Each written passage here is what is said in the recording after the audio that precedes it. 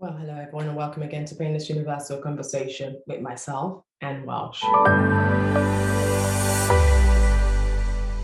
I matter simply because I exist.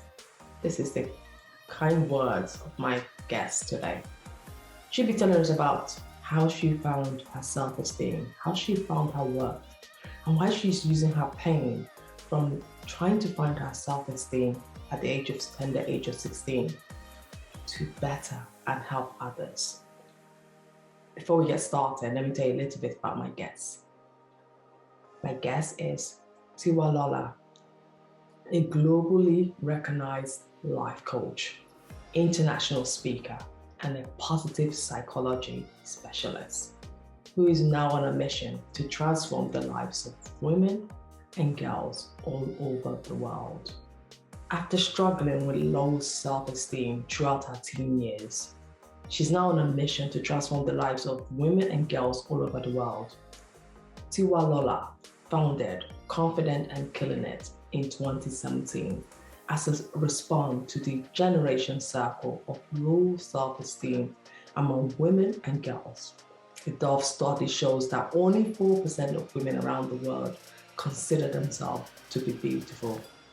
And so, Tiwa has made it her mission to champion a social movement that inspires women to love and believe in their whole self.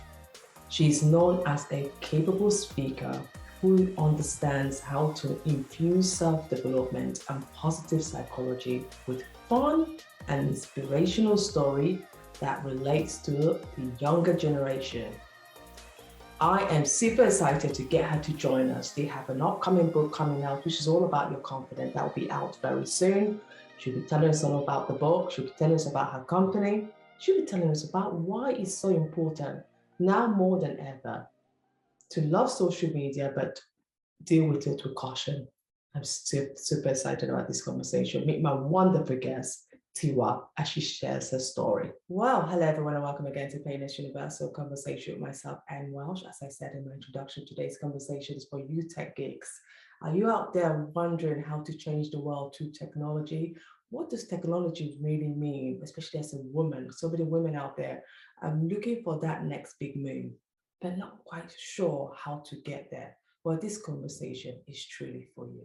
My guest will be telling you about her own journey, how she got into this field, and how she's using it to inspire, motivate you to your next journey. So meet my amazing guest, Tiwalola, as she shares her story. Now we're getting into this conversation about really technology and about your passion and why you got into this whole field. Before we get started, can you tell us a little bit about who are you? Yeah, absolutely. So thank you so much for having me. I'm a confidence coach and author and the founder of Confident and Killing It. And Confident and Killing It is a purpose-driven organization that wakes women up to their worth so they can be confident, unstoppable, and really dare to live the life that they truly desire. So my goal is really building a media company that breaks the generational cycle of low self-esteem in women and girls. That's truly amazing. And when you look at your journey to get to where you are today, what inspired you to go into this journey of breaking that cycle for women and girls? Yeah, so I actually had really bad kind of mental health as a teenager. So I struggled with loads of negative thoughts, self-criticism. So although I grew up in a loving, caring household, supported by parents who loved me and wanted me to achieve my dreams, I was still very mean and critical of myself. And I think comparison had a big part to play in that. Perfectionism had a big part to play in that. So throughout my teenage years, I didn't love my body. I didn't love myself because there was always somebody who looked better than me or did better than me. And so I was in this like dark tunnel of comparison and perfectionism. So when I turned 21, I started my personal growth journey. I had never really heard about the world of personal growth before. And I always just thought my mind is my mind and there's nothing I can do about it. But that isn't true, right? You have the power to program your mind for success and to become the person of your dreams. Your mind can actually work for you instead of sabotage you. So I started to learn about my mindset and build a growth mindset and work on my confidence. And as I was doing this, I just saw all the joy and freedom and confidence that I was unlocking in my life. And I was like, this is amazing. Like, why don't more women know about this? Right.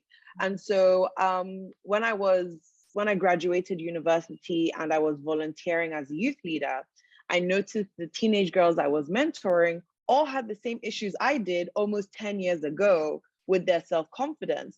Yeah. And it really broke my heart because I was like, how are we here again? Another generation of young girls are growing up. They're having the same issues that our mothers had, that our grandmothers had when it came to confidence. And I was like, this is not okay. Something needs to be done about this. And so at that moment, I made it my mission to use media and technology to just change the narrative around women and how we love ourselves, how we see ourselves, what we believe in ourselves, and really make confidence accessible because everyone deserves to be confident. It's not something we reserve for only high society or special people. It's a human right that every single person deserves to love and believe in themselves.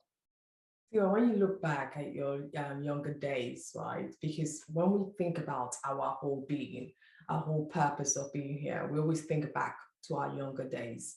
Someone watching this, a young child watching this, what were some of the symptoms you noticed as a young person when you were younger that you noticed that, oh, I'm not quite confident in this? Where did that stem from in your upbringing as a child? So my first one was really around body image. So looking at, the models on TV, the girls in the music videos, the actresses in Hollywood, not a lot of them looked like me, had the same body shape like me. So what was glamorized in the media was thick, thin, model body, everything, flat tummy, long legs. And I didn't have that, right? I'm 5'5", so I don't necessarily have very long, supermodel legs. And I'm Nigerian, I'm African, right? So my body shape is not necessarily this thick, thin, long model, but um, not unfortunately, but at the same time, my sister, my younger sister, is 6 foot with the long legs and the flat tummy, and she could eat whatever she wanted growing up, and she wouldn't gain any weight.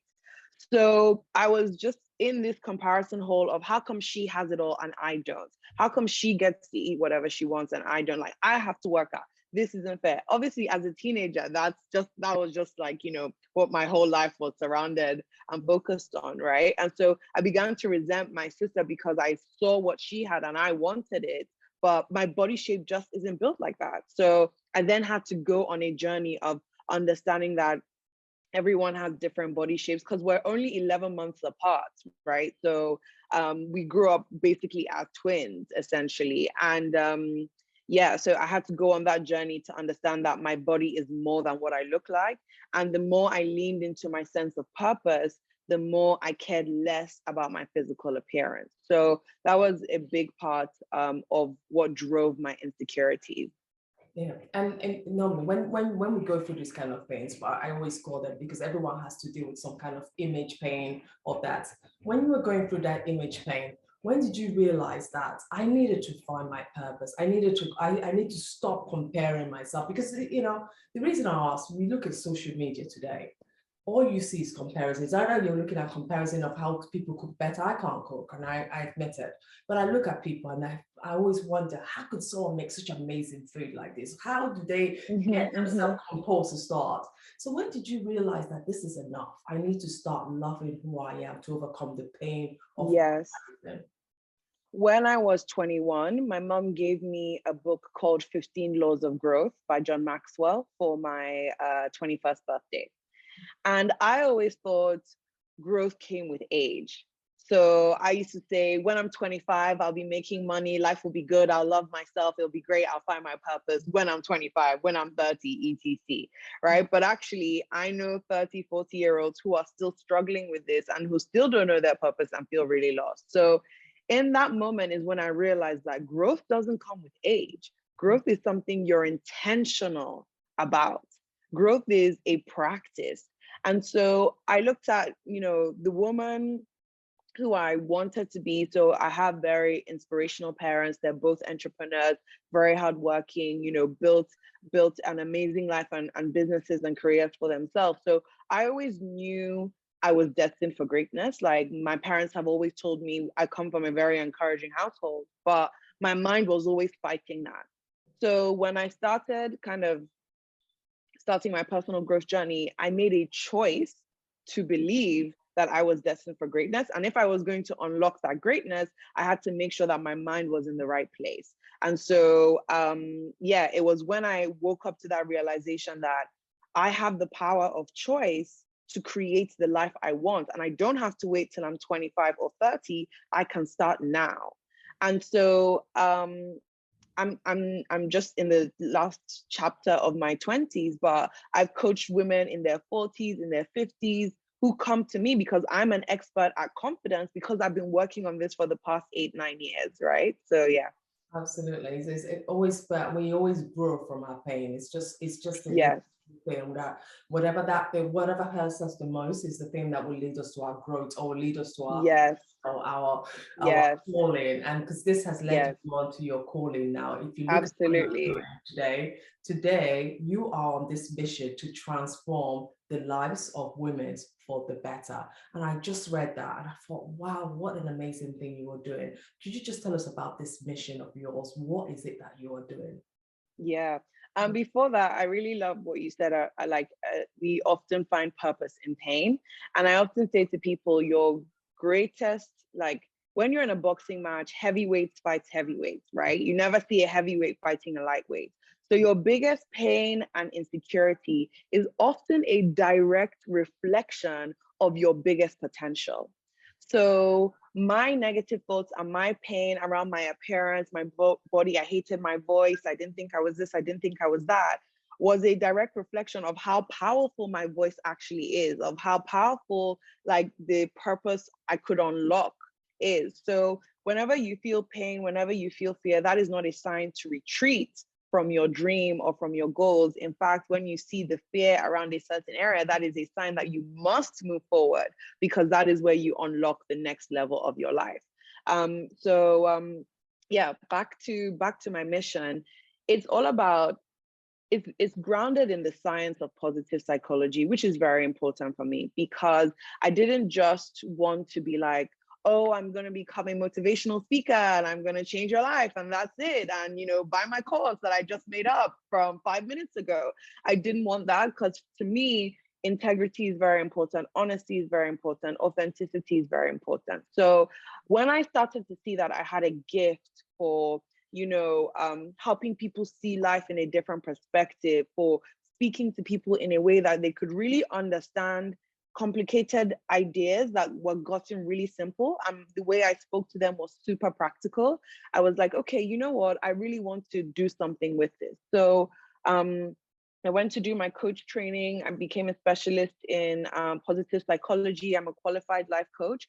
And then I made sure that all the content I was putting out there, the media, the tech, everything was grounded in the science of positive psychology. So whereas traditional psychology looks at pain and suffering, positive psychology looks at the intentionality of your well-being, right? Because there's specific things you can do that science, they've done the studies, they've done the tests that show if you work on these 5 areas of your life, you will be able to build your confidence and feel purpose driven and fulfilled in your life. So I've created my mission grounded in science to make confidence more accessible to every single person. So self-love and authenticity become the norm rather than the exception. So when you look at it, because one of the things you did say earlier was that you get a lot of older ladies as well, not just, you're in your late 20s, and you also get people older coming to you for, coaching, and you're recognized, well, you're now recognized globally for the work you do. When these women come to you, how do you feel talking to someone who's probably twice your age and you give us a direction of this is what you should be doing? Could you just tell me what you realistically tell them about how they could find their true joy? Yeah. So I think the first thing is being a specialist doesn't have to do with your age, right? It has to do with the hours behind the scene. So if I've done my 10,000 hours behind the scene, right, I deserve to recognize myself as a specialist. So when I ran a workshop for the Times and Sunday Times community, for example, it was mostly 60-year-olds in that session. And the night before, I was freaking out, like, what are me, like little 20-something-year-old gonna tell 60-year-olds about confidence? Like, it's gonna be terrible. And literally the night before that session, I got an email from one of the guests who said she had just started listening to my podcast in anticipation of the workshop, and it's literally changed her life. She's quitting her job. She recently left her husband and she was feeling in a really low place. But she's quitting her job to finally pursue her dreams as a writer and all of these great things. And so what I realized was that mindset, confidence, the message is limitless. There's no boundaries to that, because confidence is a never-ending journey. Personal growth is a never-ending journey. You don't turn 50 and then all your insecurities leave you, right? At every stage of your life, as you grow and develop, you're going to encounter new challenges and new experiences, right? So I never want people to think confidence is a destination or self-love is a destination. It's a journey.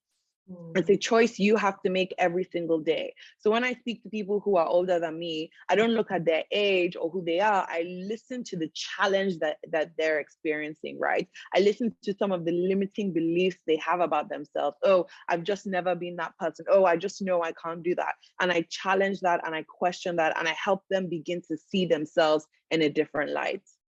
One of the things I really love about you is this positive psychology specialist is one of the things you do. Psychology is a very deep thing, and I myself have been trying to understand this psychology of the people's mind, and this is what you specialize in. Can you just describe to us, for anyone who's looking out there to eventually reach out to you by listening to this conversation, what do you do when you say you're a positive psychology specialist? Yeah, so it means I've researched the area a lot and I've done a lot of background and courses in this, understanding how to make your mind work in a way that works positively for you. So for a lot of people, your default will be negativity. When I ask people to tell me, something positive about themselves, they're looking left, they're looking right, they're looking up at heaven, right? Hoping maybe the ground should just open up and swallow them, because they really struggle to do that, especially British culture. When I ask them to tell me something they don't like about themselves, it rolls off their tongue. Oh, I'm so terrible at this. I'm so terrible at that. I'm bad at this. I'm bad at that. And so I think our default when we think about ourselves is often negative. Now, your thoughts lead to your feelings, and your feelings lead to the actions that you take or the actions you take or don't take. So the way you think about things really affects whether you take action on it or not. So let's say, for example, you have a goal you really want to, let's say you want to start a business, okay? But your thoughts are telling you no one's going to buy your product. What if everything fails? What if people laugh at you? What if you don't raise enough money, right? We always jump to the worst possible outcome, or we overgeneralize and things like that. And so how does that make us feel? Worried, anxious, stressed. And so what do? We retreat, we procrastinate. We don't put out the work, we don't launch the business, and we stay feeling unfulfilled in our lives. Okay, so let's look at the other side of that, right? Positive mindset. Okay, based on the truth of who you are. So yes, launching a business is scary, but I'm a resilient person, which means if I come through challenges, I'm likely to overcome them. So how does that make you feel about yourself? Confident, bold, like not 100% perfect, but you know that whatever comes at you, you can overcome it. And so what happens? You take baby steps to launch the business. So, as James Allen said, as a man thinketh, so is he, right? You are, whatever you think about yourself and choose to believe about yourself is what plays out in your life. So positive psychology is all about understanding, spotting your negative thought patterns and reframing them into more empowering thought patterns that motivate you to take action. It's about learning how to manage your emotions. It's about building healthy relationships that are around you, nurturing, because you can be a really confident person internally, but if you're in a toxic environment where they don't notice you, they don't acknowledge your accomplishments, they're really mean and negative to you, it's going to throw all your confidence out of the window. So relationships is a big part of building a positive mindset. And then also the act of celebrating yourself and acknowledging your accomplishments, right? That's another thing people are really scared to do. But it's okay to say, you know what, I'm good, I'm doing great. Confidence and arrogance are not the same thing. And so, yeah, that's kind of like a few bits of positive psychology, but it's quite a big area. That is so good. I love that. Celebrating ourselves is something. Sometimes you see people, they don't even want to celebrate their birthdays. I said, even that Yeah. is a milestone. I mean, I said, where I'm from Nigeria, people celebrate everything because Everything, yeah.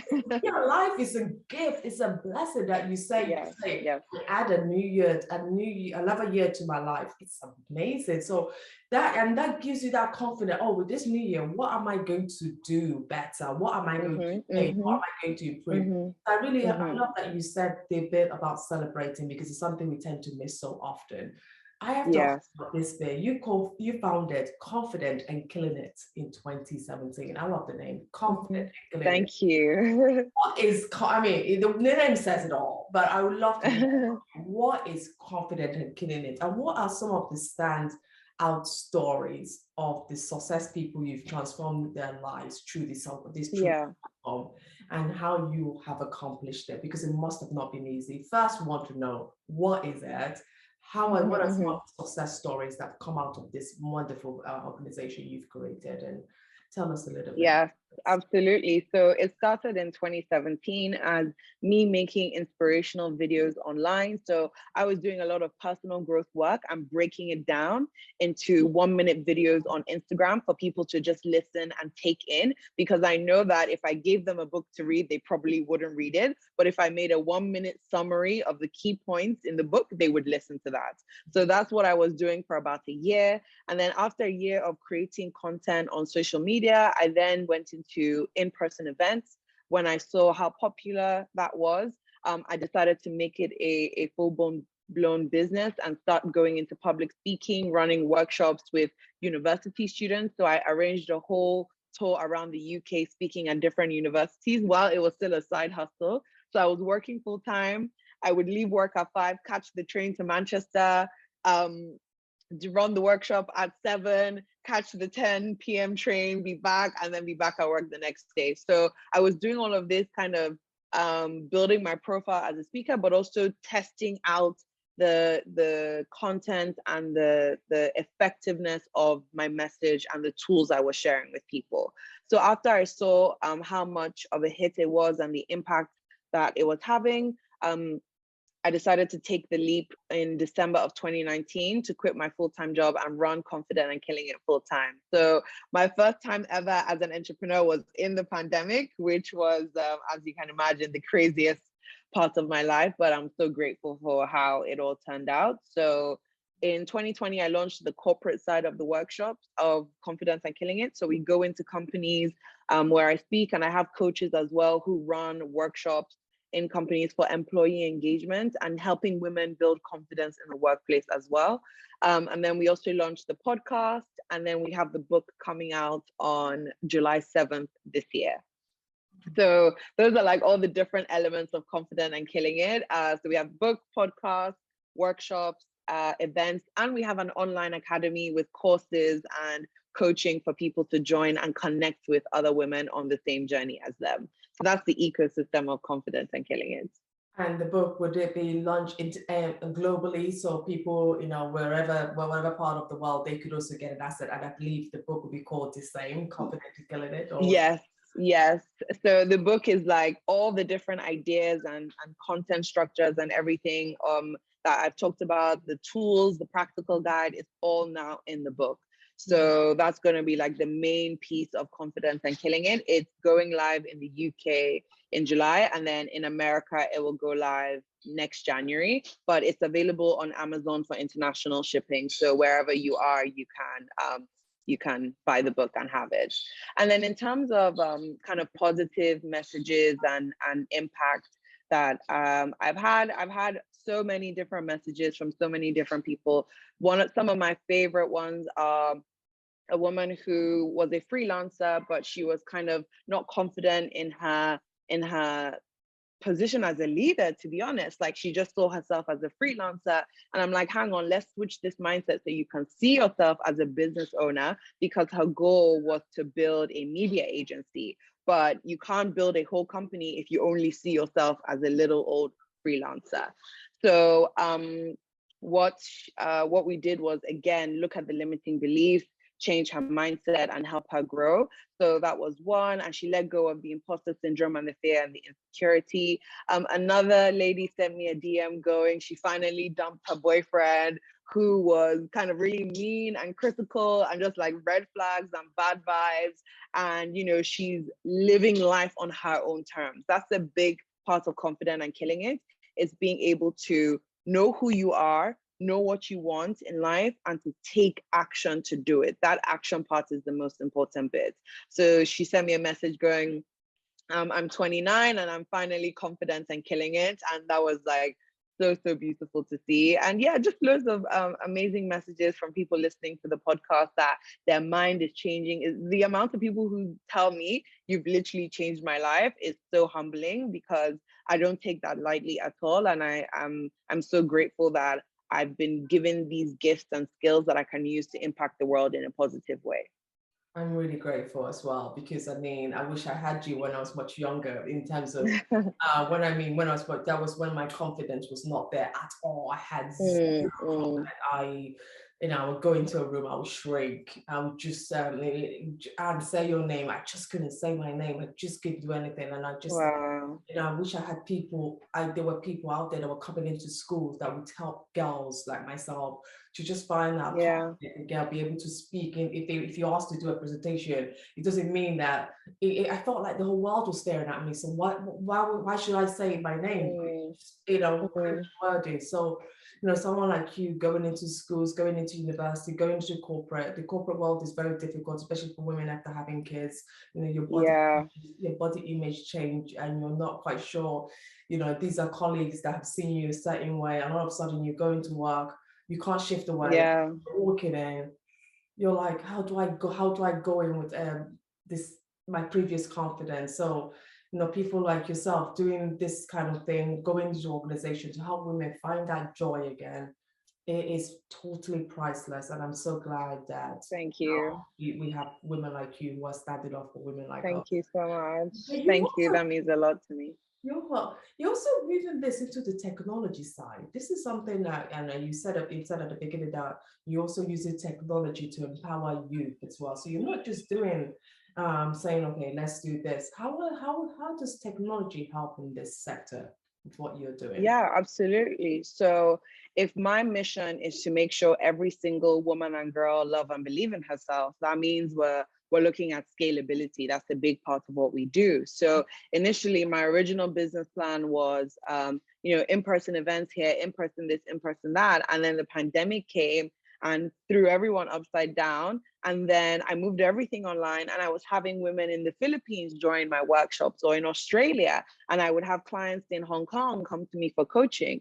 And so it really opened my eyes to see that if we really want to achieve this massive vision of every single woman and girl, it becomes the norm rather than the exception. Technology has to play an essential part to that. So instead of running online workshops, instead of running in-person sessions, I now run online workshops so that it's accessible to everyone, using technology in that way, making sure that I think media is a powerful tool. Like, what we listen to, we read online is the main form of media these days. It really influences how we think and how we see the world. So using media and technology in a way to reach people on a larger scale and make the message interactive and fun, so that it really reaches the people who often avoid the personal development, right? Those are the people we need to reach with media and technology. Yeah. That's very true.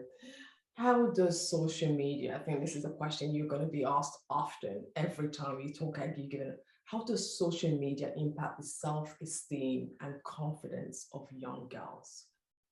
Yeah, so I get asked this question a lot, and I always say social media is a tool. It's not good or bad, it's how it's used that's good or bad. So it's really down to society, the individuals, to set the tone for how social media should be used.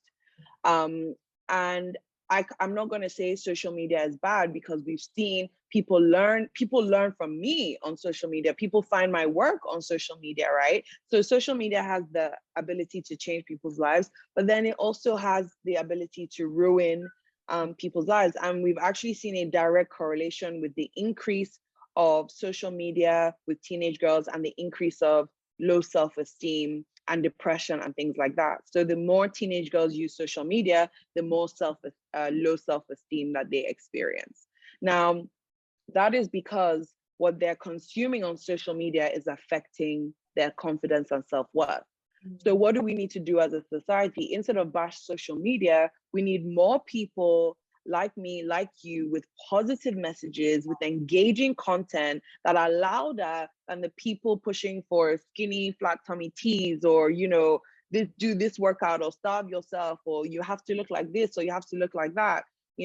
I think we have to get strategic about it. I always say people who want peace need to be just as strategic as people who plan for war, because the people who are planning to just sell products and not care about the well-being of young girls, right? They know what they're doing. They're strategic about it. But the people who want to see society flourish are often like, oh, I just need to be quiet and, be humble about it, and I don't want to make too much noise. And I'm like, no, we need to make noise. We need to be louder. So when a girl goes on social media, her only option isn't to be obsessed with, this toxic diet culture or things like that. There's other things that she can engage with in a positive way. So I think change in society happens on the individual level. So everyone has a part to play. We need to be the change we want to see.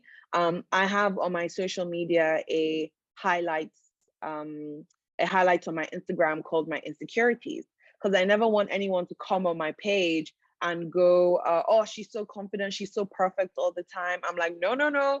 Go to my highlights. You'll see I talk about my insecurities too. And so I think we need to be more vulnerable, more authentic, and pursuing less perfectionism, so social media feels more real.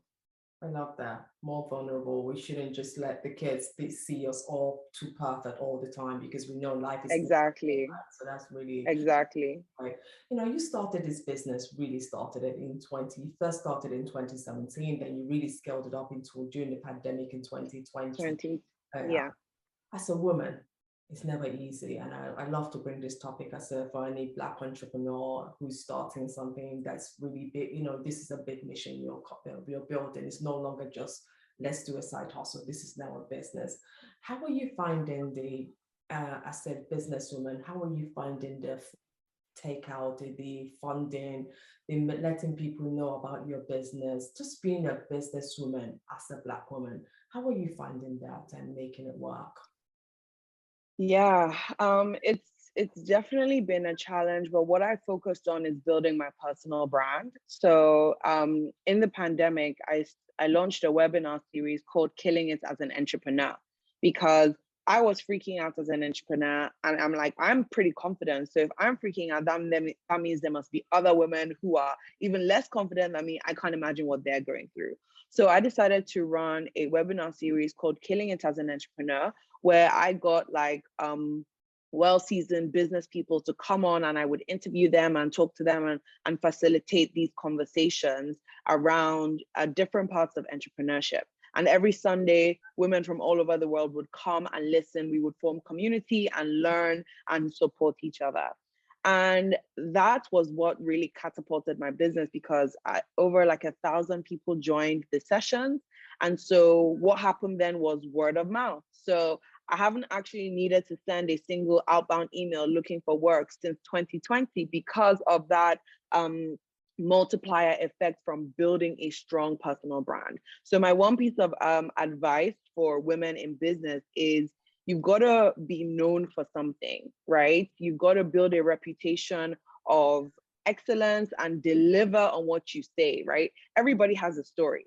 And creating a personal brand just means you get to be in charge of the narrative that people have of you, right?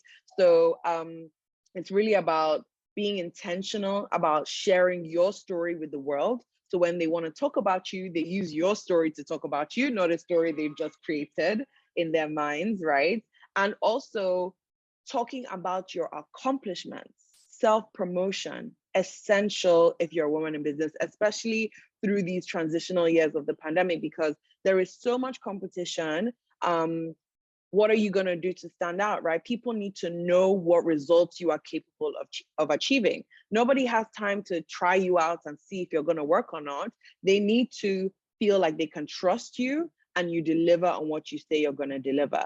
So I really spent, I wouldn't say I spent a lot of time, but I was intentional about making sure I was sharing my wins in a way that was authentic and showed people what I was capable of achieving.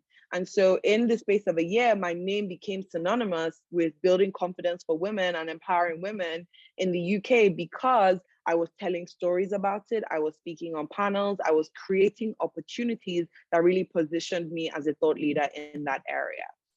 So yeah, that is how I literally survived the pandemic. Yeah, from March 2020, where I was getting cancellations, emails, left, right, and center. Literally, I quit my job in December.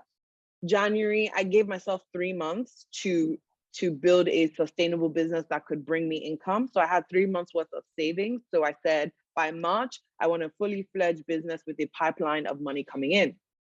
March came and I got the exact opposite. I got all my opportunities taken away, all cancellation emails, no pipeline, no money coming in, nothing.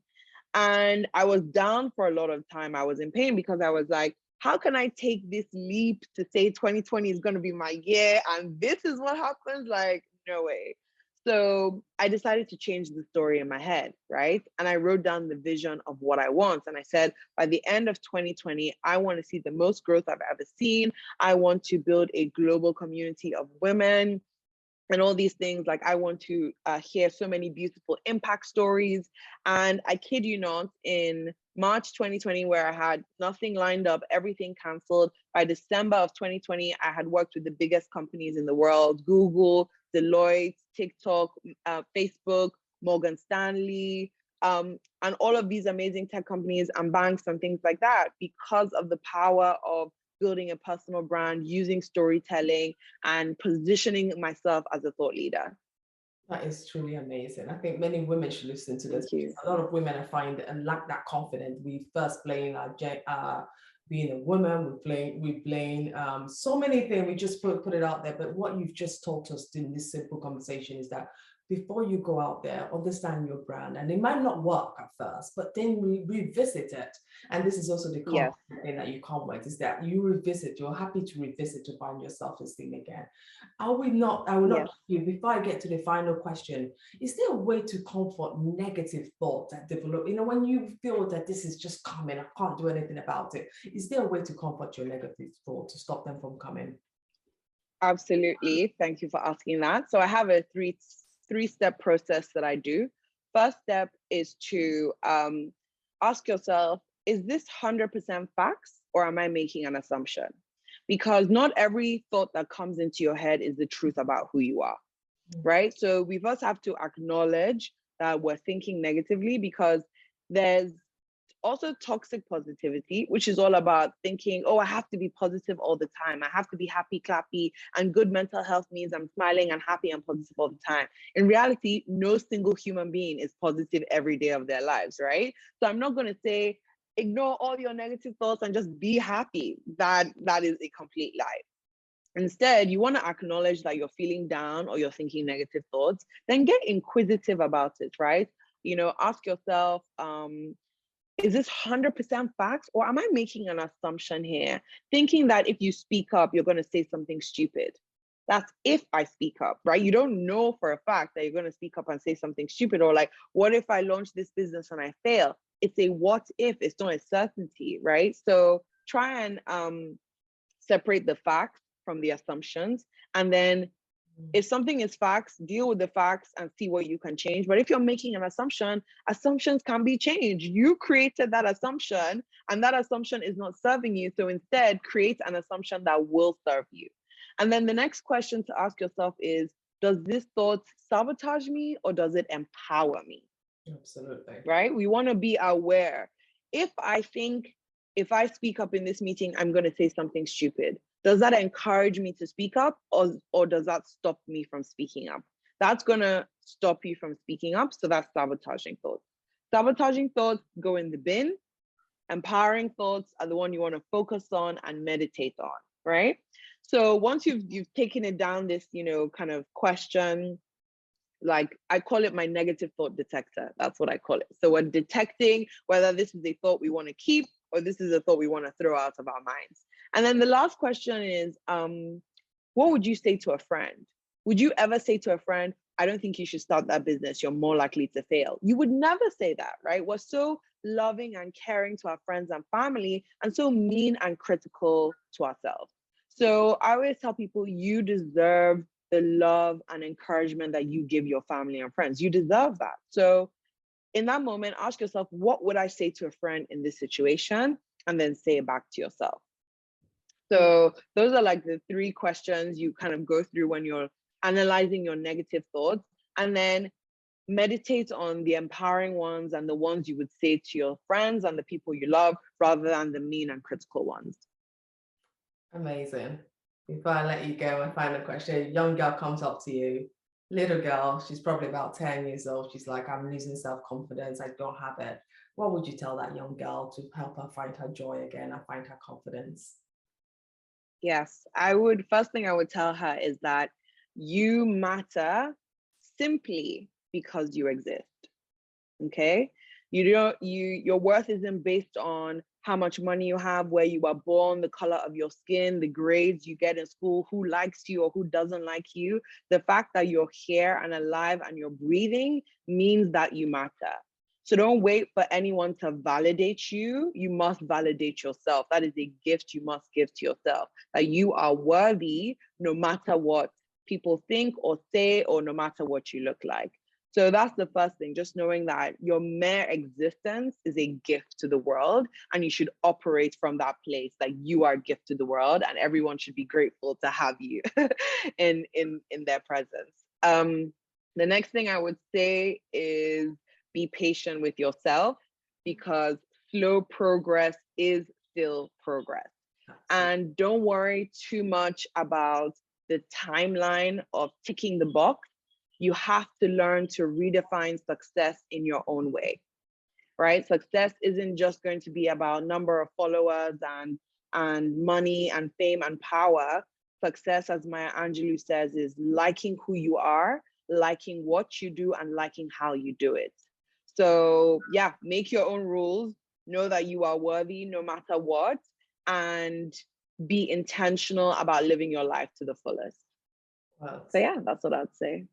well, I love the end quote. That was just truly amazing. Thank you.